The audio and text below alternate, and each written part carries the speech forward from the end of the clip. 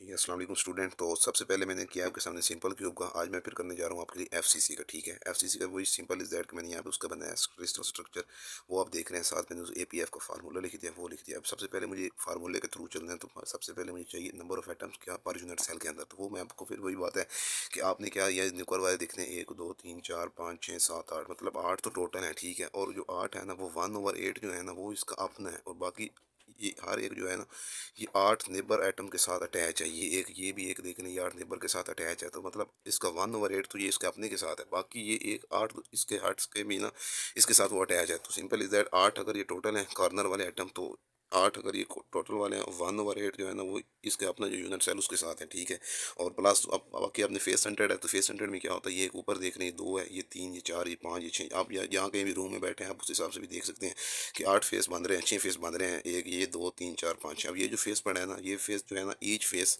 अब ये जो ईच फेस पड़ा है ना ये शेड होता है विद 2 नेबर यूनिट सेल के साथ। मतलब ये है कि ओनली सिर्फ जो 1/2 है ना ऑफ द एटम वो शेड होता है इस एक इसके अपने यूनिट एक यूनिट सेल के साथ 1/2। मतलब ये 6 अगर फेस सेंटर्ड है ना, ये 6 तो 6, और ये 1/2 मतलब इसके अपने के साथ है। मतलब 2 के साथ ये एक 2 के साथ शेयर है, एक तो ये इसके साथ हो रहा है, एक इसके साथ ऊपर हो जाएगा। तो 1/2 इसका अपने यूनिट सेल के साथ ये शेयर है। तो यहाँ से हम नंबर ऑफ टोटल आइटम निकालेंगे, तो ये सिंपल है 1 आ गया, और ये आपके सामने 1 + 3 इज इक्वल टू कितने आ जाएंगे 4। नंबर ऑफ आइटम्स आपके कितने आ गए, नंबर ऑफ आइटम्स आपके आ गए इज इक्वल टू 4 आ गए।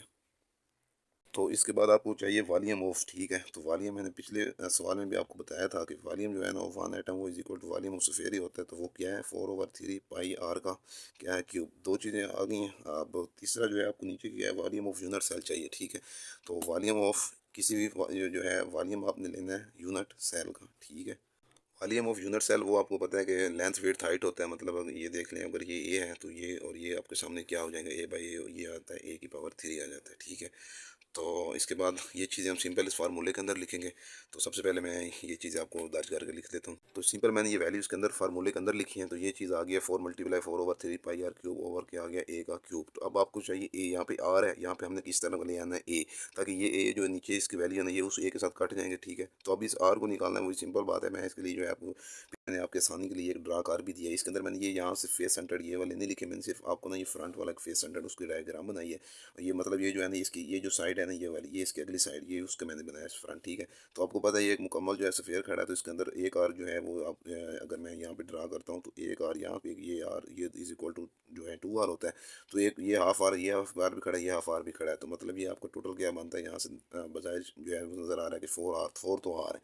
उसके बाद अगर ये मैंने आपको बताया ये अगर एक ये है तो दूसरा फिर इसके अंदर ये देखना है कि ये यहाँ से यहाँ तक है ना, तो ये कितनी साइडें कितनी कवर कर रहा है। एक तो इसने ये साइड यहाँ से यहाँ तक ओवरऑल तो इसने बताया हमें कि ये है क्या है 4 आर है। ठीक है, और साइडें इसने कितनी कवर की हैं, एक इसने ये वाली साइड एक ही कवर किया, एक इसने ये वाली साइड एक जो है ना ये कवर किया। तो इज इक्वल टू इसको हम क्या कर देंगे, इज इक्वल टू ये आपका हो जाएगा 2। ठीक है, और √2 हो जाएगा, और साथ इसका आ जाएगा a। ये मतलब दो साइडें इसने एक वे वाली ली हैं, तो ये दो साइडें मिल जा के जो है ना वो इज इक्वल टू कितना था 4r। तो ये यहाँ से आप जो है इजीली आप जो है अपना r की वैल्यू निकाल सकते हैं, और उसको हम यहाँ पे दर्ज करेंगे।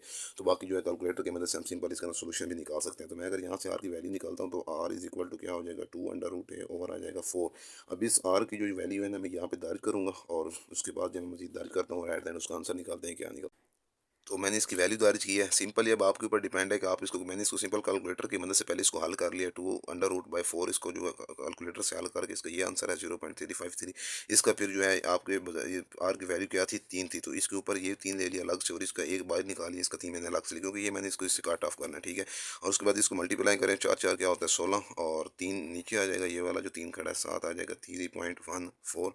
और इसको कैलकुलेटर से आप फिर इसकी पावर लेंगे 0.353 होल का क्या होगा इसका जो है क्यूब। तो इस तीनों को हल करेंगे, इसको 3 पे तकसीम करेंगे, तो एट द एंड इसका हम फिर देखते हैं कि क्या आंसर आता है। ये सोल्यूशन करने के बाद आपका ना तकरीबन ये 0.74 आता है। जब आप लोग जो है ना इसको कैलकुलेटर से हल करेंगे ना 0.74 मतलब क्या है, मतलब ये है कि 74% जो है ना ये आपका ऑक्यूपाई है। ठीक है, और रिमेनिंग जो है ना वो 26% जो है ना वो आपको क्या पड़ा है वैकेंट पड़ा है। ये मतलब उसने उसको बता दिया कि आपके नाम पैकिंग डेंसिटी के बारे में बता दिया। तो ये एपीएफ का था, एफसीसी के लिए निकाला है। सिंपल आगे हम निकालेंगे बीसीसी का हमारा रहता है और एचसीपी का रहता है।